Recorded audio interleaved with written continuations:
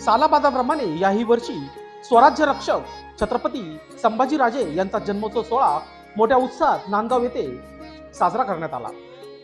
शिवस्मृती मैदानावर असलेल्या छत्रपती शिवाजी महाराज यांच्या पुतळ्याला पुष्पहार अर्पण करून घोड्याच्या बग्गीतून छत्रपती संभाजी महाराज यांची भव्य दिव्य मिरवणूक काढण्यात आली. यावेळी प्रमुख मान्यवरांच्या हस्ते छत्रपती संभाजीराजे यांच्या पुतळ्याचे व प्रतिमेचे पूजन करण्यात आले. गेल्या 15 वर्षापासून झालेली सुरुवात आज नांदगाव शहरात सुरळीत चालू आहे याचा अभिमान आहे. मिरवणुकीची सुरुवात छत्रपती शिवाजी महाराज स्मारक येथून सायंकाळी 6 वाजता सुरुवात झाली.